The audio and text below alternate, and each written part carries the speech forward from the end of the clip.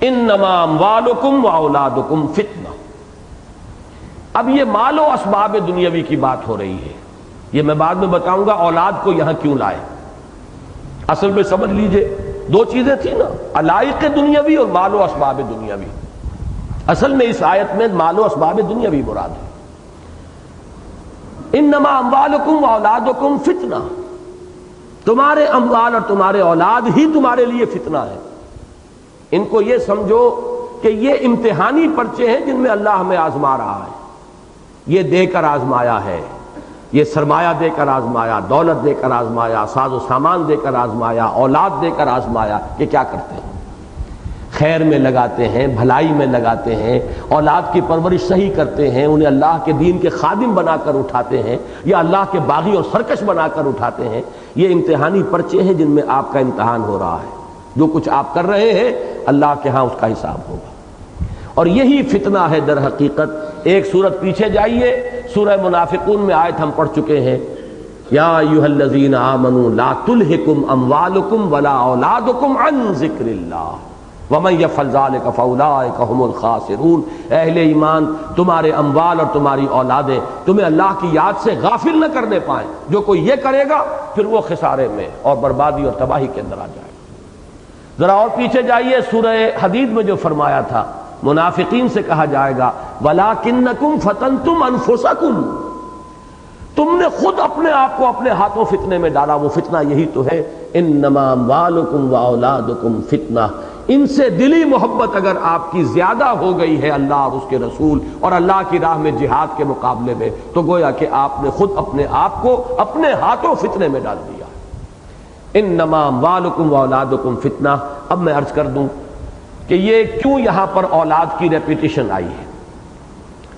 دیکھیے اولاد کے بارے میں یہ جان لیجئے، ایک طرف اس سے محبت طبعی ہوتی ہے، دوسری طرف اولاد کو انسان ایسٹ بھی سمجھتا ہے، اولاد سے مستقبل کی امیدیں بھی وابستہ کرتا ہے۔ بیوی کی محبت میں مستقبل کی کوئی امید نہیں ہے، وہ محض محبت ہے، لیکن اولاد بڑھاپے کا سہارا بھی بنتی ہے۔ جیسے بینک بیلنس سے آپ کا دل مطمئن رہتا ہے، بڑھاپے کے لیے سامان میں نے رکھا ہوا ہے، پینشن ہے جو ملتی رہے گی، فلاں ہے، یہ ہے، ہوتا رہے گا، اسی طرح کا سہارا انسان سمجھتا ہے اولاد کو بھی کہ یہ میرے بڑھاپے کی لٹھیاں بنیں گے، یہ میرا سہارا بنیں گے۔ تو اولاد کی حیثیت دو گنا ہے، ایک طبعی محبت، وہ دو طبعی محبت جو بیویوں سے بھی ہے، لہذا ان کو وہاں بریکٹ کیا ان من ازواجکم واولادکم عدوا لکم۔ دوسرے یہ مال کے ساتھ بریکٹ ہوئے کہ یہ اس سے امیدیں وابستہ ہوتی ہیں، ان کو سہارا آدمی سمجھتا ہے، ان کو اپنے فیوچر کے لیے ایسٹ سمجھتا ہے، لہذا ان کو اس اعتبار سے بریکٹ کر دیا دوبارہ مال کے ساتھ۔ انما اموالکم واولادکم فتنہ۔ یہی وجہ ہے، میرا ایک عجیب مشاہدہ ہے، شاید آپ حضرات کا بھی ہو، جو لوگ بے اولاد ہوتے ہیں وہ انتہائی بخیل ہوتے ہیں بالعموم، اس لیے کہ ان کا سہارا صرف ایک رہ جاتا ہے پیسہ، جبکہ اولاد والے کے دو سہارے ہوتے ہیں۔ وہ رسک لے سکتا ہے، کوئی بات نہیں، میرے پاس مال نہیں ہوگا تو کوئی بات نہیں، اولاد ہے، میں نے اپنے آپ کو ان میں انویسٹ کیا تھا ایک وقت میں، وہ ریپے کریں گے۔ لیکن جہاں اولاد نہیں ہوتی، اکثر و بیشتر میں نے دیکھا انتہائی بخیل، پیسے سے انتہائی محبت کرنے والے، اس لیے کہ ان کے یہ دونوں سہارے جو ہیں وہ ایک میں آ کر چونکہ مرتکز ہو گئے، لہذا وہاں اس کی شدت بہت گہری ہوتی۔ انما اموالکم واولادکم فتنہ۔ اب دیکھیے یہاں ایک لفظ آیا ہے بڑا عجیب، واللہ عنہ اجر عظیم۔ اللہ ہی ہے جس کے پاس ہے بہت بڑا اجر۔ یہ اجر کیا ہے؟ وہ جو میں نے کہا تھا انویسٹمنٹ کا بدل۔ اولاد کو انسان ایک طرح کی انویسٹمنٹ بھی سمجھتا ہے، اور مال کو بھی وہ سمجھتا ہے سہارا۔ تو جیسے کہ ابھی میں نے آپ کو یہ جملہ سنایا اس برطانیہ کے اس بادشاہ کے اس وزیر کا، اگر میں نے اللہ کی خدمت کی ہوتی جیسے کہ میں نے بادشاہ کی خدمت کی ہے تو وہ مجھے میرے اس بڑھاپے میں ذلیل و خوار نہ کرتا۔ یہ اجر جو ہے، اللہ کے لیے محنت کرو گے، ایک پیسہ لگاؤ گے، ایک منٹ لگاؤ گے اللہ کے لیے، اس کا اجر و ثواب ہے، وہ ضائع ہونے والی شے نہیں ہے۔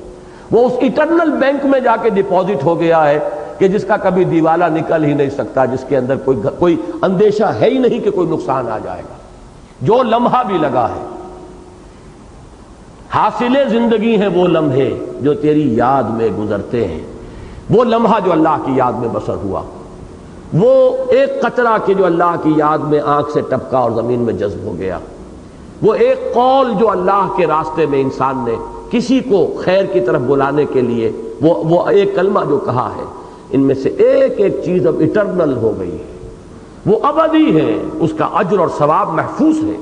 تم اولاد میں اپنے آپ کو انویسٹ کر رہے ہو سکتا ہے اولاد سعادت مند بھی ہو، لیکن وہ 100 میں 10% سے زیادہ کا چانس نہیں ہے کہ وہ بڑھاپے میں آپ کی دیکھ بھال بھی کرے۔ آج کے مغربی معاشرے میں تو اس کا امکان سرے سے ختم ہو چکا ہے۔